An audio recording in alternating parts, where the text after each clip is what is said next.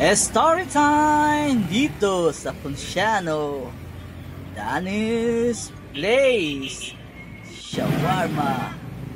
Lapit lang yan sa UM. Alam mo na yan. Dito papasok tayo. Tingnan mo, order tayo ng chicken shawarma. At chicken lang kasi mahal yung beef. Chicken lang. Yan, niluto pa. Sarap.